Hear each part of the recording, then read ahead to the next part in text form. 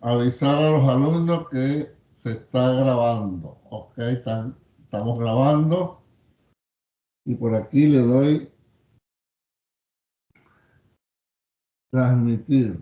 La gente de Facebook pasa de 200, llegan casi a 300, pero no se inscriben los sinvergüenzas. Ellos dirán, ¿para qué si me lo dan gratis? Bueno, damos gracias al Señor de que podemos avanzar. Hoy llegamos a una clase muy linda, la clase número 6. Vamos a ver dos cositas que me gustan mucho de esta clase. Evidencias del reino, parte 4. Y el título de la clase de hoy es contradicción o condensación. Esta palabra condensación viene de condensar, de comprimir, de recortar, de sacar lo más importante o de resaltar algo. Es como cuando alguien está hablando y usted le dice, no, resume, anda al punto. Entonces eso es lo que encontramos en varios pasajes de la Escritura. Para los que saben, usar la técnica de comparación, que leen un pasaje y después leen otro que habla sobre lo mismo y podemos sacar conclusiones. Por lo menos, fíjense cómo dice la clase. Usted dice que la Biblia, aquí está hablándole de una persona que no es creyente, ¿no? Y le está diciendo a un hermano, usted dice que la Biblia es la palabra de Dios, pero veo esta contradicción. En Mateo 8:5 dice que un centurión fue a ver a Jesús, pero en Lucas 7:3 leemos que éste envió a unos ancianos judíos a hablar con Jesús. ¿En qué quedamos? No es posible que los dos relatos estén en lo cierto. Así que uno de ellos no es la palabra de Dios. Vamos, responda. ¿Ve? Mire, si uno no sabe explicar esto, uno se basta con la duda también. ¿Son dos o son uno? En cuanto a los endemoniados gadarenos, acá, ¿se vieron o no se vieron? ¿Qué pasó ahí? Ya sabemos nosotros, le decimos a Yosmari Caraballo que está viendo el video por Facebook. Ya sabemos nosotros que se vieron o no se vieron. No. No, nada, no se llegaron a ver, pero para nada, para nada. Ahora Mateo lo pone que hablaron person to person. Y por eso cuando leemos Lucas, es que vemos que por eso es que el Señor ¿cómo es? No se emociona, se me fue la palabra. Maravilla. Se maravilla, porque es que ni siquiera el hombre lo vio. De paso, no era de Israel, era un centurión romano. Y entonces este hombre que ni me ve, solamente porque escuchó hablar de mí y me manda a decir, di la palabra. Oye, ni siquiera en Israel he encontrado tanta fe. ¿Ves? Por eso él es la maravilla del Señor Jesús. Y fue hecho como Jesús dijo. ¿Y a qué hora? Hasta ahora. Entonces aquí dice, en la lección 5 hicimos una comparación del relato del paralítico cuyos pecados fueron perdonados, tal como aparecen los tres evangelios sinópticos. Ahí vimos, ¿verdad? Que lo que fue, ahí no se contradice, sino que cada uno de los evangelios sinópticos agrega un detalle. Ahora, solamente para recordar, ¿cuáles son los evangelios sinópticos? Marcos. Marcos, Lucas, Mateo, Marcos. Ajá. Lucas, Mateo y Marcos. ¿Y por qué se le llama sinóptico? Porque hacen una comparación. No, Son se semejantes. complementan, hacen El mensaje que una tiene sinopsis. la Es como misma. cuando se acuerda cuando vimos en el libro en el libro 2 que un dibujito de un hombre solo, sin sombrero, el sol, un perro, la baranda, que al Se final complementan el uno al otro. se complementa. Entonces es una sinopsis. Estamos parados en una carretera y de repente la hermana Laura dice, oye, pasó un carro a 120 millas. Y Lady me dice, y el carro era rojo. Y Oliver dice, iban dos personas. Me están echando el cuento a mí. Entonces, yo cuando uno las tres conversa, digo, oye, pasó un carro como a 120 millas, era rojo e iban dos personas adentro. ¿Cómo yo tuve ese cuadro completo de los sinópticos? Hice una sinopsis de ellos. Fíjense que aquí no hay contradicción, sino que estoy uniendo detalles. Y eso lo hacemos a diario. Eso lo hacemos a diario en el trabajo, en el estudio, conversar con alguien. ¿Qué fue lo que tú dijiste, Adelso?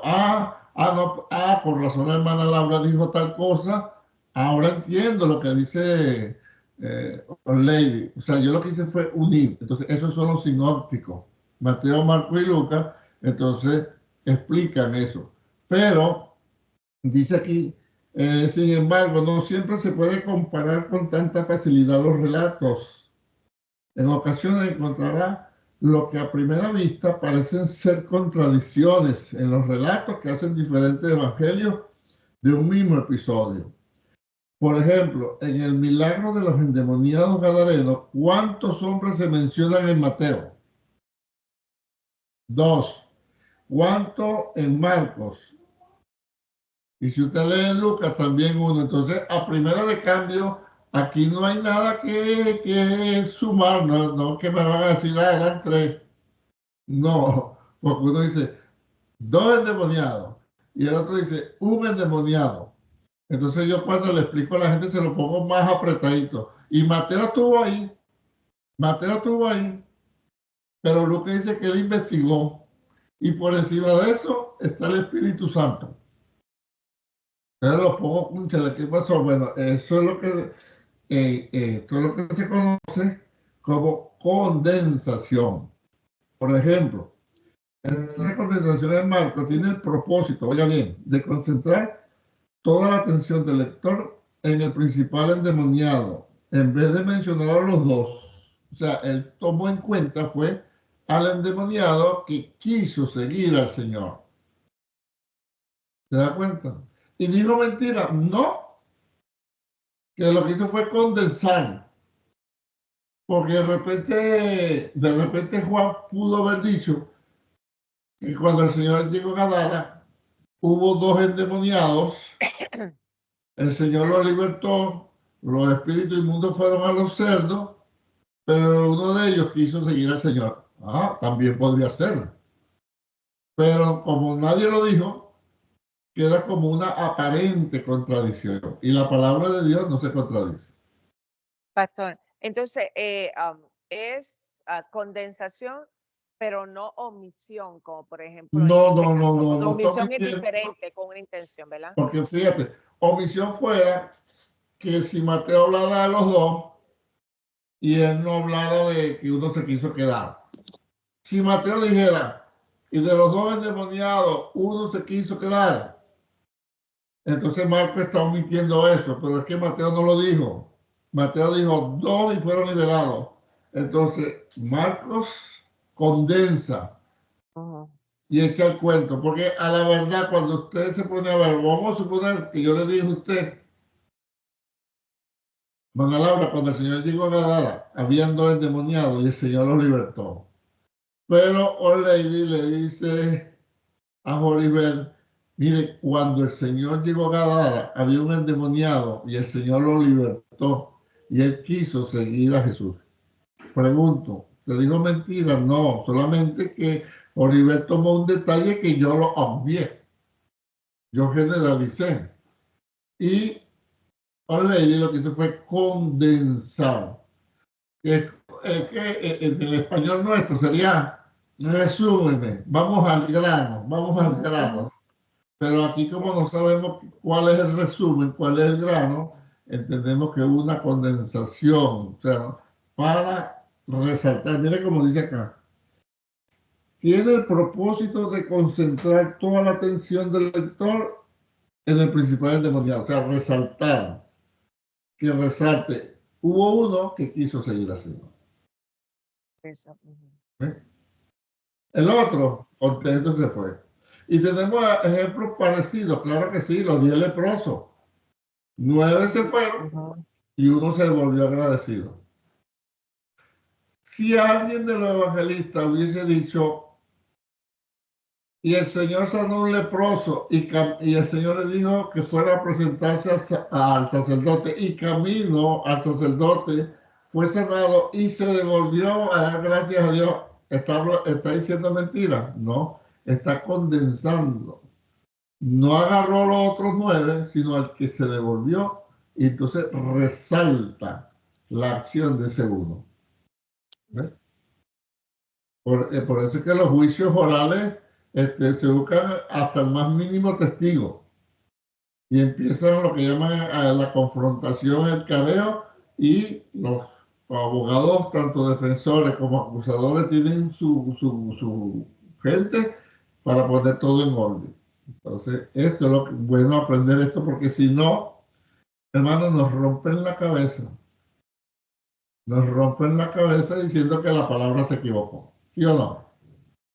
No, y pastor, y a veces lo que sucede, a veces nosotros ni nos damos cuenta como que de estos sucesos, de que uno hablaba de dos, de que otro hablaba de uno, pero toda la gente que lo que quiere es buscar defectos a la palabra, los encuentran así de rapidito. Claro, los supuestos errores.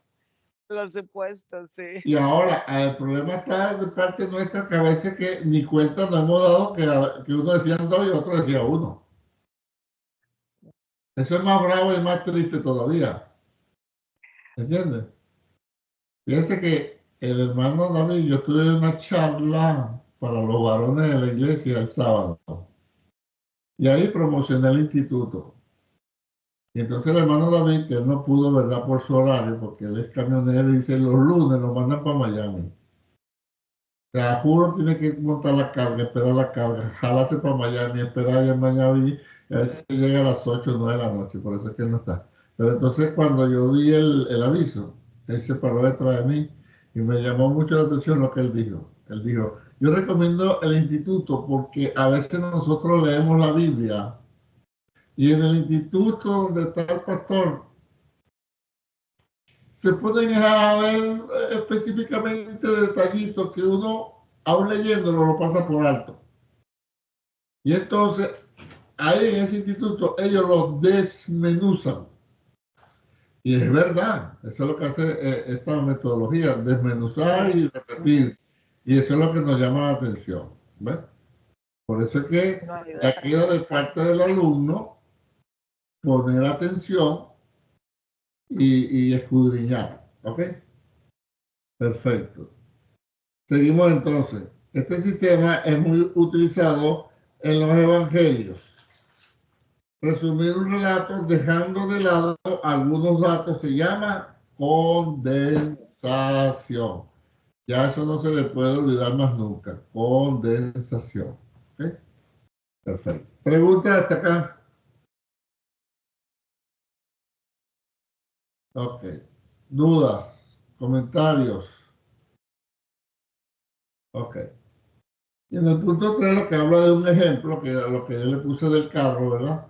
Que cada quien tiene un punto de vista diferente, pero echan el cuento y se llega a un acuerdo. Entonces, es muy diferente la comparación.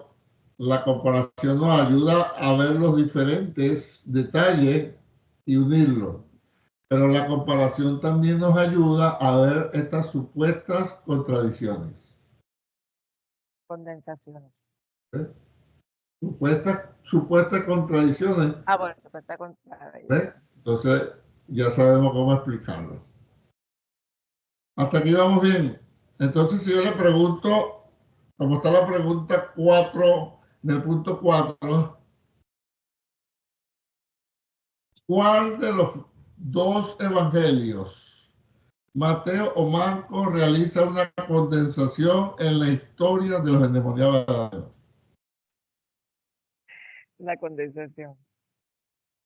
Pero vea la pregunta, ¿cuál de los dos evangelios, Mateo o Marcos, realiza una condensación en la historia de los endemoniados gadarenos? Mateo. Mateo. Marcos. Ahora la pregunta es, ¿estás seguro que es Mateo? ¿Cuántos endemoniados dice que Mateo? Fue 2. Entonces no Marcos. fue el que hizo la condensación. El que hizo la condensación es Marcos, que dice que hubo uno solo que quiso seguir al Señor. Ahora, la pregunta es, ¿por qué hizo una condensación? Bueno, porque quiso resaltar que uno de los endemoniados quiso seguir al Señor. ¿Ves?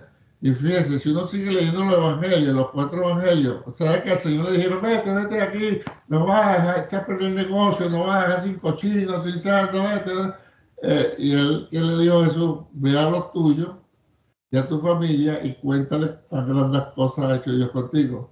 Cuando usted lee más adelante, en los otros evangelios, el Señor volvió a Gadara y ya lo recibieron. ¿Por qué? Porque el Señor tan sabio dejó a uno. Eso no lo haríamos nosotros nunca. Dejar a un recién creyente que tenía demonios, que andaba desnudo por la calle, que se rompía la ropa, lo dejó. Prácticamente el primer evangelista de Gadara fue endemoniado. Por eso es que yo estoy pensando ponerle a la iglesia los endemoniados gadarenos. Eso es bíblico. No los endemoniados gadarenos, no, los gadarenos. Imagínense la iglesia cristiana, los gadarenos. Lo que pasa es que estamos condicionados a que gadarenos son ellos dos, no, era la región de Gadara y había muchos gadarenos. Y usted sabe que en las iglesias lo que son gadarenos. ¿Entiende? Así no lo digamos. Ok. ¿Cuál de los dos evangelios presenta la historia sin ninguna condensación? Es decir, mencionando a los dos endemoniados de Gadara. Mateo. Encontramos un caso similar con la sanidad del siervo del centurión. Y lo vamos a ver más adelante, pero si usted quiere, para el lunes que viene, Dios mediante, encontrar la que le dije, es que a los ciegos, un evangelio dice, Bartimeo. entrando a Jericó, y otro evangelio dice, saliendo de Jericó. Eso es el que quiera, pero eso lo vamos a ver creo que en el libro 4. Esa es otra condensación. Porque, ¿qué pasó? ¿Fue entrando o fue saliendo? Y ahí les adelanto, porque le estoy diciendo una media verdad a propósito. Ahí les medio adelanto. Ahí no es condensación, sino que hay que explicar por qué dice un evangelista saliendo y otro dice entrando. ¿Uno de los dos se peló o hay otra explicación? Les adelanto, hay otra explicación. Los dos tienen razón. El que dijo que fue entrando Jericó tiene razón. Y el que dijo que fue saliendo Jericó tiene razón. Se lo adelanto para que no se me vuelva loco. No es condensación. Condensación es cuando uno quiere resaltar un hecho sobre algo. Ejemplo, los endemoniados gadarenos. Ejemplo, el centurión y el siervo. Ok. Eso tiene que quedar claro, porque si no dentro de 500 años le preguntan esto, usted no se acuerda. A ver, perfecto. Bendecimos al hermano Ronald Córdoba. Bendiciones, hermano Ronald.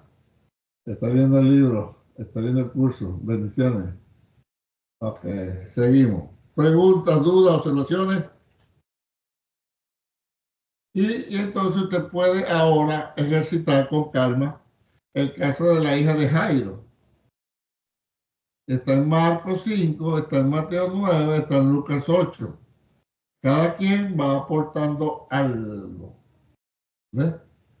Va aportando algo. Dime, Juan. Pastor, yo sí tengo una pregunta. Ajá, dígame. ¿Por qué él omitiría que nunca se vio con el centurión? ¿Quién dice tú? ¿Cuál de los dos? ¿Cómo? Mira la pregunta que tú me estabas haciendo. Sí, porque es que en un lado parece que fueron unos señores y en el otro parece que hablaron frente a frente. ¿Por qué diría eso? Dime la cara. Tengo rato explicando lo que es condensación. Eso es una Ay, tan condensación. bella. ¿Sabe qué quiso resaltar? ¿Sabe qué quiso resaltar? ¿La fe? No, Mateo no. El otro evangelista. La fe del centurión que ni siquiera lo vio Ok. y creyó. ¿Entiendes? Sí. Siempre busca qué quiso resaltar. Aquí fue la fe que Jesús se quedó maravillado. Y Mateo, ahí el que hizo la condensación, ¿quién fue? Mateo.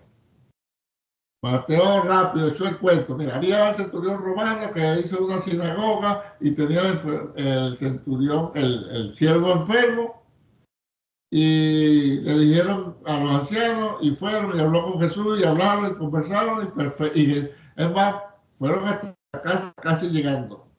¿Ves? En cambio, el otro evangelista echa el cuento completo. Por eso, mis hermanos, cuando te vaya a leer un pasaje y le toca exponer algo, lea todos los evangelios, todas las citas que hay, porque a lo mejor usted cree que le va a echar un rásparo a la gente y se encuentra con un asunto. Mire lo que me pasó el sábado. A mí me dice, para el 27, Sergio, queremos que él traiga, pastor, una clase a los caballeros. A mí me lo dijeron como el 10. Como el 10, vi todo el tiempo que yo tenía. Y sin embargo, por ahí el 12, yo saqué la enseñanza. Pero lo último, quise echarle un Mateo. Yo dije, van a ir poquito y le traigo con esto. Mire, a los 3 días, eso no cuadra, Sergio. Y yo, bueno, quédate callado, Sergio, tranquilo, que no se van a dar cuenta, yo sé. Y yo seguía pasando los días, y yo veía la enseñanza y hasta la adorné, le puse esto, y a lo último, esto no va, Sergio. Y dije, quédate quieto, Sergio. Yo pego de aquí, pego un brinco y lo enlazo, y eso hace como cuando uno mete una velocidad, trac, trac, y yo, hermano, ese día, el sábado era la reunión a las 9. Yo me paré a las como casi 10 para las 5. Eso no va, Dios Señor, ya yo me voy a quitar esta angustia de encima. Agarré un versículo que estaba por allá escondido, quité este y puse ese es Sergio. ¿Qué te costaba a ti? Oye, mire, y eso fue una pelea. Cuando llegué el viernes, el sábado confesé mi pecado al hermano, mira, me pasó esto. Quiero que te fijes cómo va a cerrar el mensaje. Y me dijeron, no, serio, ese era el versículo. Entonces, ¿qué es lo que le quiero decir? Que uno tiene que así sean para 20, para 30, para 40, para 1000, ir bien preparado en cuanto a que si el pasaje lo narran los 4 evangelios, vamos a dejar la flojera y la pereza espiritual y vamos a leer todos los evangelios, todos los pasajes y si es posible todos los comentarios y si es posible algún mensaje relacionado con lo que nosotros vamos a decir para que vayamos bien preparados, no a fastidiar a la gente con un sermón de 2 horas, pero tener material por si se nos tranca ese serrucho o el Espíritu Santo quiera darnos otro material. Dime, hermana Laura. Pastor, ahora estaba pensando también, pudiera ser también que Mateo, al decir que fue el centurión, porque ellos eran la ley, la autoridad en ese tiempo. Y, por ejemplo, ellos hablaban a nombre de César. Y si yo decía, César dijo esto, ellos tenían que, y la gente tenían que responder y hacer lo que ellos decían, porque ellos eran la voz de César en ese lugar. Y probablemente, pues, al él enviar a sus amigos a quien fuera, era como si hubiese sido el mismo centurión que fue, porque le fue dado, y cuando está hablando ahí de la autoridad, pues eso también, podemos ir por otras ramas de autoridad delegada y todas esas cosas, podemos irnos también de ese lado. Ellos le dio la autoridad, tú vas a hablar a mi nombre y decirle que venga. Y a lo mejor por eso que Mateo dice que lo vio, que fue frente a frente, o sea, o que habló con el centurión, fue le dijo, podemos decir que por cualquier la cosa autoridad hay muchas está bien. cosas. Sí. No, y está bien. Pero lo importante es que lo que se resaltó fue la fe del hombre. Exacto. La fe, oye, ni siquiera en Israel encontrar tanta fe. O sea, nos da espacio para pensar, para llegar a otras conclusiones, perfecto. Pero que la enseñanza queda que no es que hubo contradicción. Jamás la palabra no da contradicción de ningún tipo. Nunca, porque si no, no fuera la palabra del Señor. Entonces, fíjense, entonces tienen ahí para hacer un ensayo, practicar con la hija de Jairo, ya que habla en los tres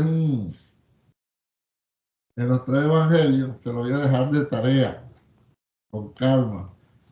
¿Cuándo usted sabe que aprendió algo, hermano? Cuando usted puede echar el cuento.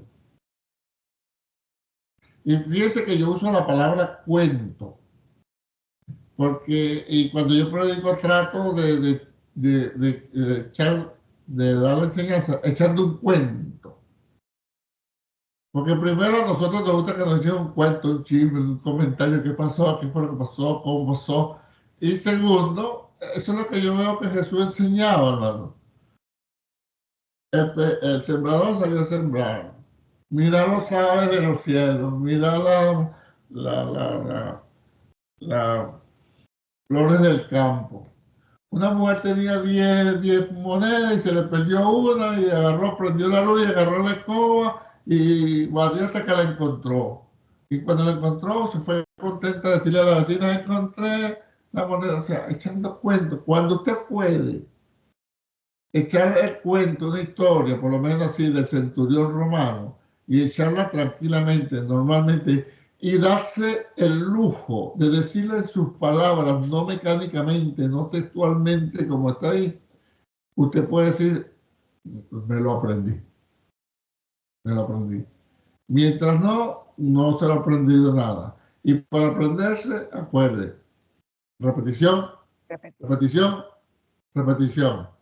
Si no hay repetición, en 500 años se nos olvidó. Dígame algo, Yoribel. Yoribel, díganos algo, que tiene el rato levantando la mano. Yoribel no está escuchándonos. Ok. Ya terminamos esta clase número 5A. Preguntas, dudas, comentarios, observaciones.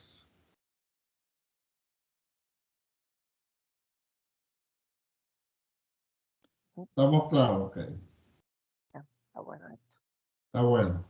Pasamos ahora. Acuérdense que estamos aprendiendo a refutar, ¿no? O sea, aquí sigue el hombrecito. Ahora va a refutar los milagros y la ciencia. Antes que comencemos, mire lo que aprendí de un hermano que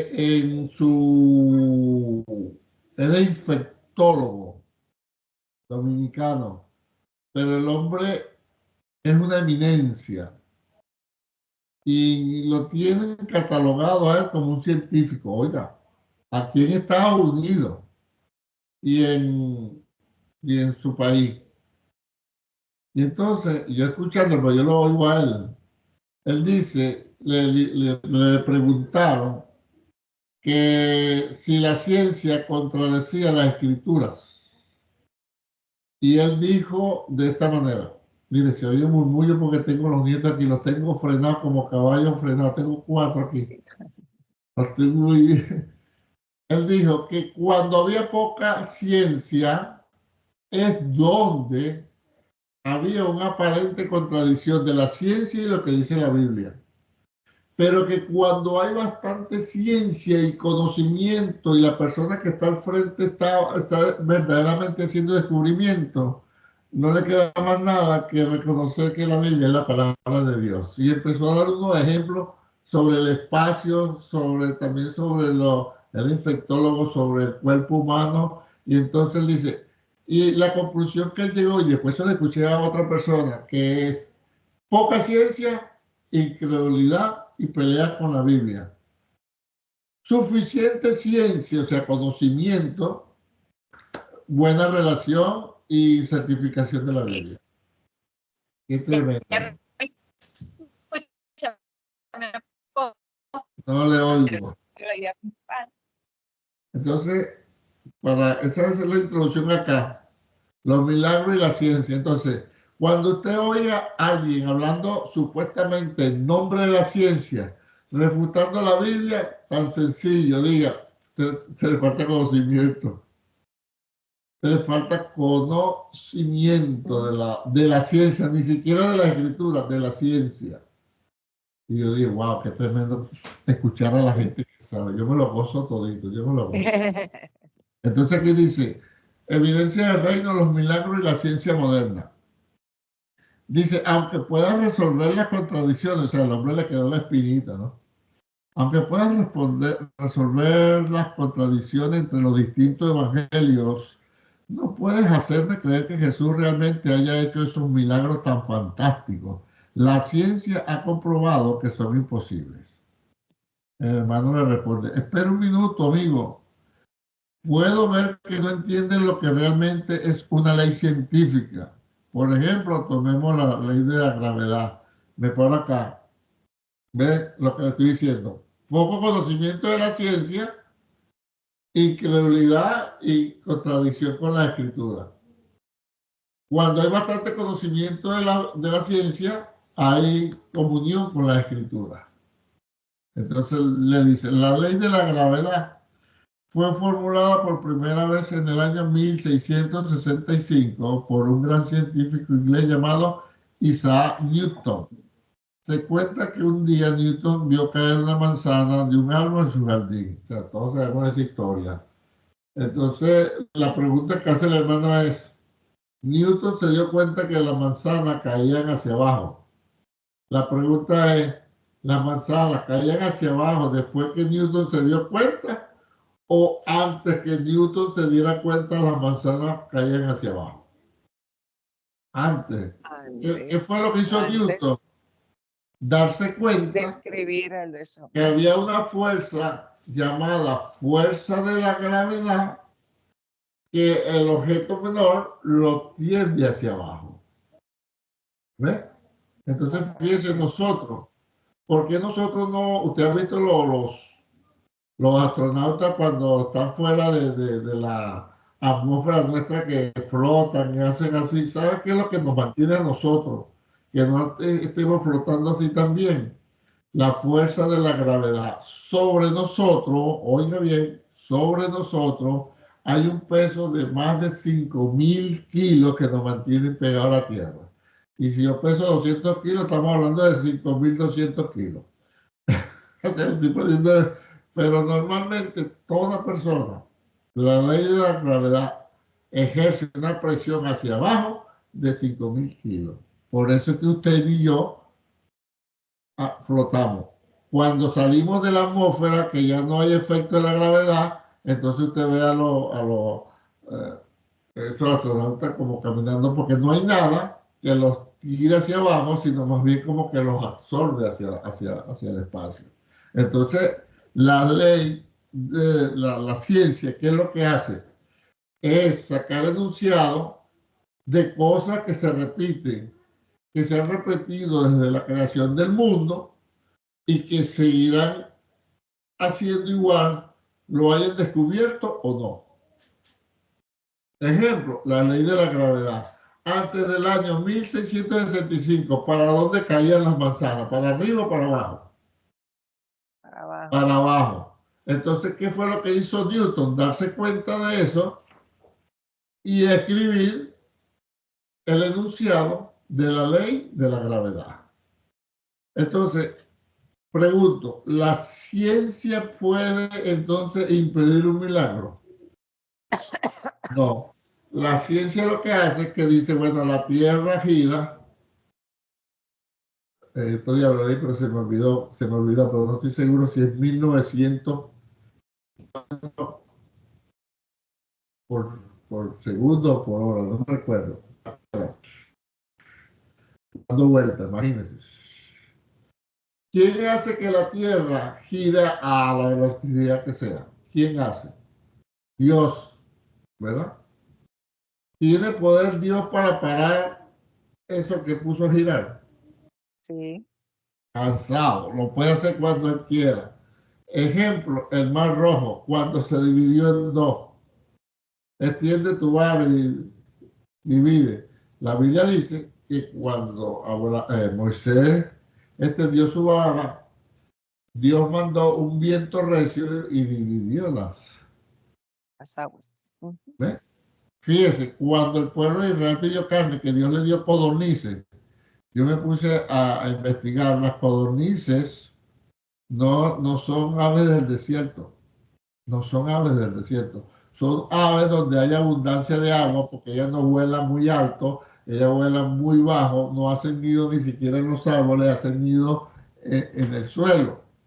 Entonces, ¿qué sucede? ¿Cómo apareció ese poco de codorniz en el desierto? La Biblia dice que Dios envió un fuerte viento y arrastró todas esas codornices para donde estaban en el desierto los israelitas. O sea que Dios tiene poder para intervenir en su creación. Entonces, dice la ciencia, la poca ciencia, imposible, pero cuando hay mucha ciencia, entonces dice, hay un creador superior, hay una mente superior, hay algo superior que creó y que tiene dominio sobre esto, porque los científicos han llegado a descubrir que la nada jamás produce nada. Porque llegan hasta el Big Bang. Ajá, ellos dicen, llegamos hasta el Big Bang. La pregunta es, ¿qué ocasionó el Big Bang? Y antes del Big Bang, ¿qué había? Entonces la gente se queda. Cuando usted oye este predicador, Miguel Núñez, hablando de ciencia, yo me quedo enamorado, embobado, aprendiendo de esa persona. Así que la ciencia lo que hace es enunciado. La ley de la gravedad, la ley de la termodinámica, la ley de la energía. La ley de la energía dice que nada se destruye, sino que todo se transforma. Ok, pero Dios tiene poder para resucitar a los muertos. ¿Ves? Dios tiene poder para frenar todo. Dios tiene poder para lo que Él quiera. Entonces, Él lo puede hacer directamente, como lo puede usar por medio de la naturaleza, por medio de los médicos, por medio de una oración. O sea, estamos en las manos del Señor. La Biblia dice que para Dios no hay nada difícil ni nada imposible. Dios lo puede todo. Hay que creer en los milagros. Así no nos ocurran a nosotros. Así el de al lado le ocurra y a mí no, yo sigo creyendo. Así no le ocurra a nadie, más nunca, yo sigo creyendo lo que dice la palabra, que Dios hace milagros, tiene poder para hacer milagros. Eso de que el sol se paró con Josué, es así. Pastor, pero venga acá, la que da vuelta es la tierra, el sol está fijo. Entonces yo leí un comentario sobre eso y me gustó. Y le dice, venga acá. Cuando usted prende, y yo me puse atención, cuando usted prende en la mañana o en la noche que están dando el reporte del tiempo, con toda la ciencia, conocimiento, tecnología, estudios y avance que hay hoy, ¿qué dicen por la televisión ahora? Mañana el sol saldrá por tal a tal hora y se pondrá por tal. Ellos todavía siguen diciendo lo que nosotros vemos, aunque sabemos que es la Tierra. La gente dice, mañana el sol va a salir a las 6:30. No, el sol no sale a las 6:30. El sol está puesto, la que da vuelta en la tierra. Pero entonces, como nosotros vemos que el que se va es el sol, entonces por eso es que Josué dijo lo que nosotros también vemos: sol detente en Gabaón y con luna en el valle de Ajalón. Dios entendió lo que él quería decir y detuvo la tierra para que hubiese más luz del sol y Josué terminara con los enemigos. Eso es Dios. Así que no hay contradicción con los milagros. En la página 139, el punto 13 dice: ahora podemos llegar a una conclusión importante. La primera causa de todos los sucesos naturales es Dios. Dios. Las leyes científicas no causan los sucesos naturales. Todos son causados en primera instancia por Dios. Eso es un milagro. Que Dios puede alterar el tiempo. Dios puede echar fuera la enfermedad. Dios puede hacer la provisión milagrosamente. Dios puede responder todo. O sea, hermano, para Dios no hay nada imposible. ¿Estamos de acuerdo? Y los milagros seguirán ocurriendo. Pregunta hasta acá. Hermana Laura, léame el punto 17. 17 dice. Si Dios normalmente hace funcionar la naturaleza de ciertas maneras constantes que Él mismo ha fijado, pero no está obligado a hacerlo siempre. Ajá. No está obligado. No está obligado. No está obligado. Que la tierra gire y gire y gire, pero él no está obligado, él puede intervenir eso. ¿Qué más? No hay poder, fuerza ni ley fuera de Dios mismo, que le obligue a actuar de cierta manera. Ok, eso es cierto. No hay poder. No, si tú lo pusiste a dar vuelta, tú no la puedes parar. No, se cansa Dios de pararlo. Se acabó. ¿Qué más? ¿Puede Dios cambiar las formas de hacer las cosas si así lo desea? Sí, claro que sí. Si así lo desea, olvídese. ¿Puede Dios resucitar a los muertos? Sí. ¿Puede Dios hacer cualquier? Sí, para Dios no hay nada imposible. Lea el 18.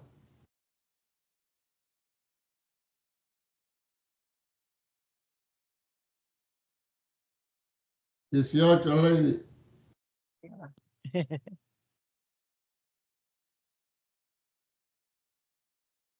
No estaba pendiente, Lady. No, que espera un momentito. Si no responde porque no estabas leyendo el libro.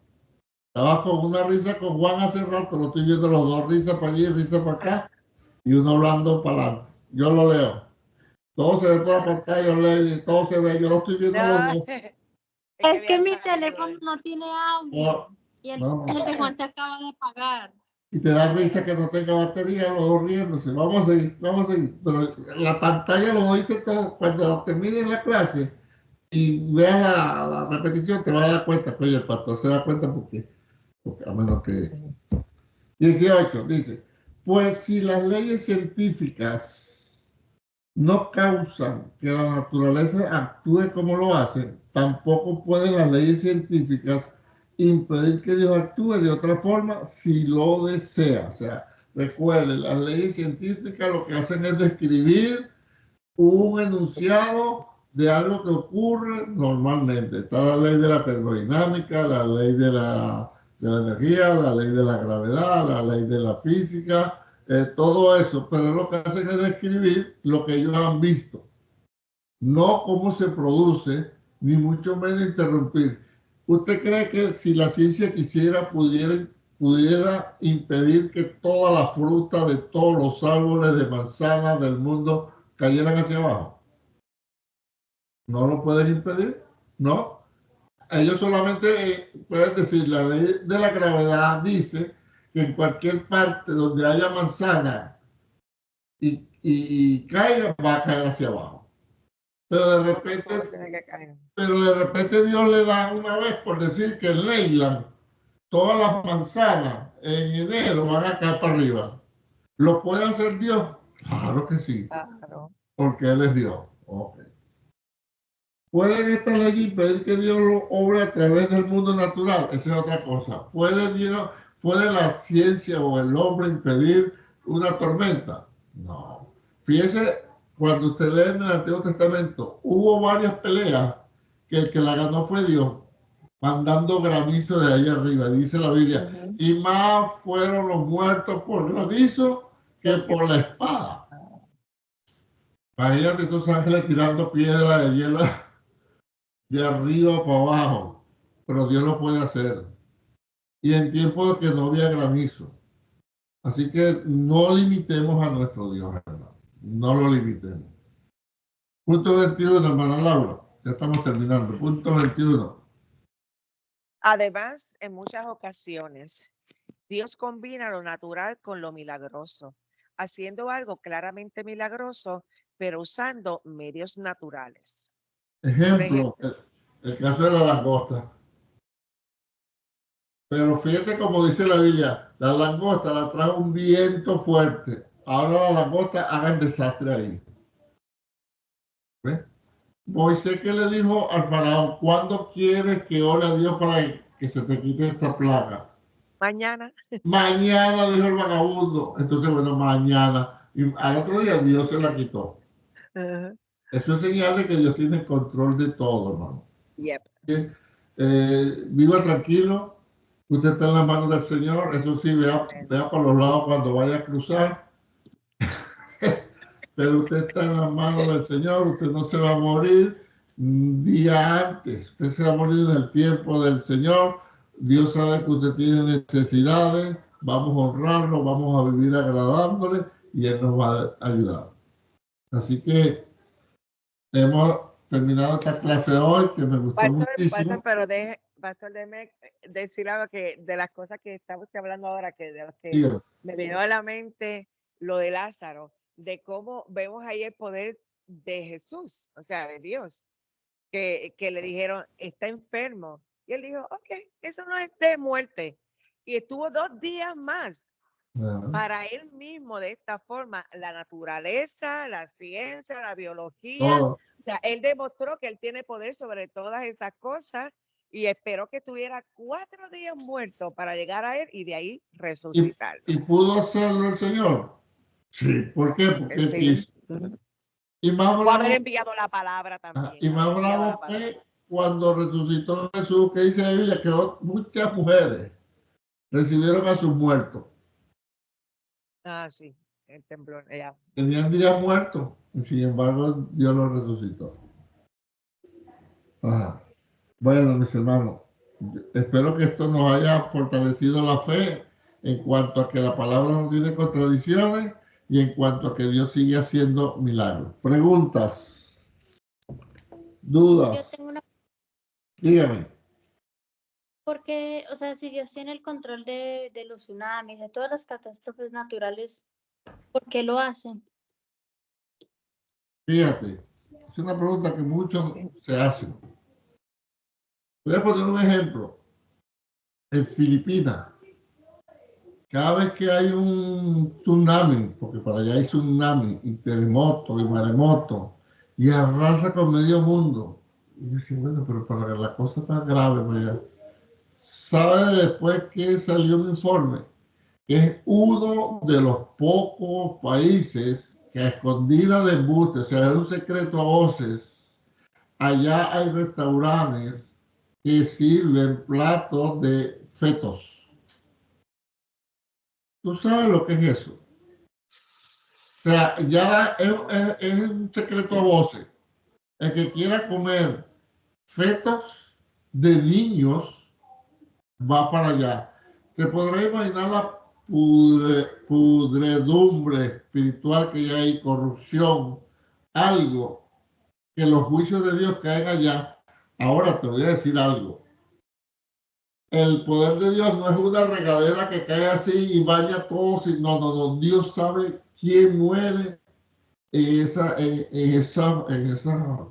catástrofe. Cuando en mi país en el año 2000 hubo una catástrofe, murieron 50.000 personas, oiga bien, 50.000. Y para aquel entonces me recuerdo clarito, en el año 2000 habíamos en todo el estado 104 iglesias. Hubo 50.000 muertos. El estado tenía 200 y pico mil de habitantes, o sea, uno de los estados más pequeños. De 200.000 y pico de habitantes, que murieron 50.000, quiere decir que fue casi un tercio. Cuando nos reunimos los 104 pastores, preguntamos, hicimos un censo, los 104 pastores ahí, ¿hubo algún muerto de su iglesia? Ni uno. Ni uno de las iglesias murió.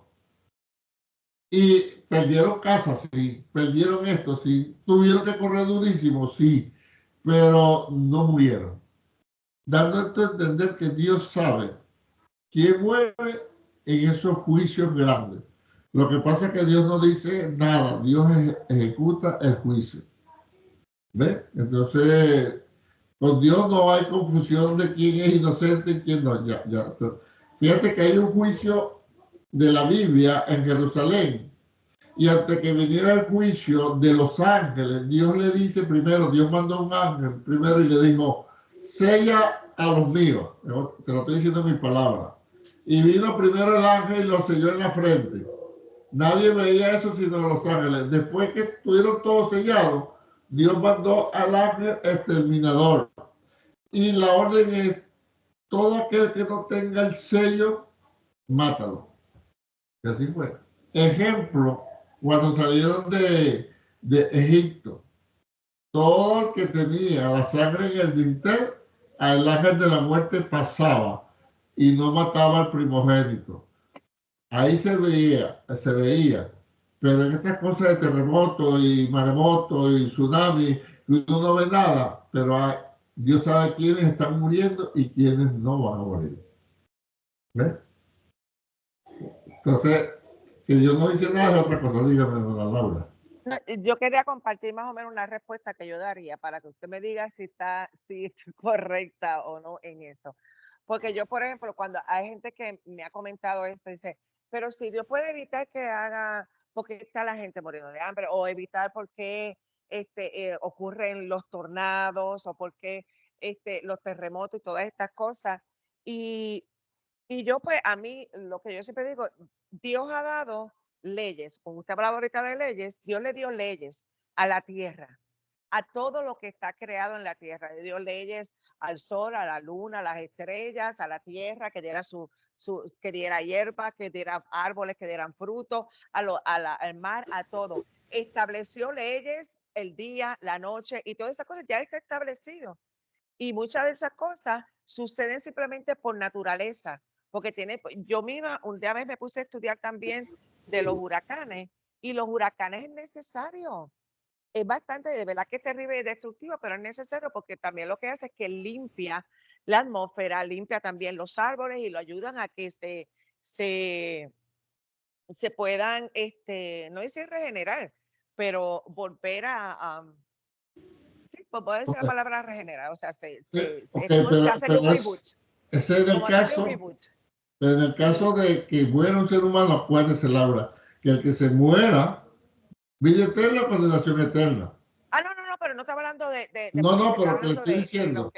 Es que no nos importaría mucho que se pierdan 20.000 hectáreas de algo. Lo que usted dice es cierto. Se vuelve a purificar, se vuelve a comenzar, pero cuando mueren personas, que es lo que está preguntando esta niña, Lady, es juicio de Dios. Entonces Dios sabe quién muere y quién no muere. Y también puede ser que en un juicio de eso muera uno de Dios que ya era su tiempo y traérselo. Exacto. Lo otro que tú dices es cierto. Hay lo que se llama la imprudencia. Si este es el cauce del río y yo empiezo a construir casas como hacemos en nuestros países, porque ya el río se secó y el río no viene más, y dentro de 100 años viene ese río por ahí por abajo llevándose todo. Entonces, el pecador, oye, que estaba ahí primero su pecado y luego la imprudencia de construir en el lecho del río, se lo llevó. Ahora, si hay un creyente que por la imprudencia construyó ahí, no lo va a matar la imprudencia. O se lo lleva a Dios o lo libra a Dios. Pero lo que quiero decirle es que Dios hace diferenciación. No es que Dios tiene un juicio así, muéranse 200,000 y el que pasó por ahí agarró. No. Dios sabe quién, si no cae un pajarillo a tierra, si nuestros cabellos están todos contados, ¿tú crees que no va a estar contado la persona? Ejemplo, el caso de Lot. Dios lo sacó antes que viniera el juicio. ¿Te das cuenta? O sea, a Dios no se le va nada. Pero entonces sería todo cuando suceden estas cosas así donde hay muchas muertes, entonces sería juicio de Dios, no causas naturales, sino juicio de Dios. Que usa las causas naturales. Que usa, ok. Que usa las causas naturales. Porque Dios, si vamos a la palabra, mucho juicio hizo con cosas naturales. Con lluvia, con granizo, con terremoto, tantas cosas. Yo estaba leyendo a Job hace unos meses atrás y decía eso, que él tiene, acaso que Dios le reclamaba a Job, ¿tú sabes dónde yo tengo guardado los granizos para el juicio? ¿Sabes cuántas preguntas le hizo? Y cada vez que hace el granizo, yo digo, ¿eso es juicio? Laura, ¿sabes cuántas preguntas le hizo? 83. Y Job no pasó ni una. Ay, ese culo. 83 preguntas. ¿Dónde estabas tú cuando yo hice esto? Cuando yo hice aquello. ¿Dónde estabas tú? ¿Puedes tú acaso tal cosa? ¿Puedes tú acaso? ¿Puede tu brazo librarte de esto? 83 preguntas. ¿Ve? Ahora, usted está bajo la sangre de Cristo. Usted vale la sangre de Jesús. Usted no está sin protección, sin cuidado. Por eso le dije, el día que usted y yo nos vayamos, es porque Dios así lo decidió. Los demás, se veía muy bueno, pero Dios es el que conoce el corazón, Dios es el que conoce la mente, las intenciones. Según este país, lo que yo he leído, este país es lo más corrupto que hay en cuanto a brujería y a sacrificio de niños, sépalo. Este país, que pareciera que fueran los nuestros, lo que pasa es que los nuestros son más bulleros. Pero aquí escondidos. Es que estos son de cuello blanco, cuello blanco. Aquí sacrifican niños. Aquí en altas esferas. Entonces, eso tiene que venir el juicio de Dios. Pero a los hijos de Dios los guarda el Señor. Porque acabamos de ver que Dios es poderoso y que sabe usar la naturaleza. Y que ningún inocente va a llegar delante de Dios y alguien va a decir, no, yo no merecía la muerte. Todos, la misericordia de Dios es lo que nos guarda a nosotros. Así que a seguir confiando en el Señor y vamos a la prueba. Vamos a la prueba.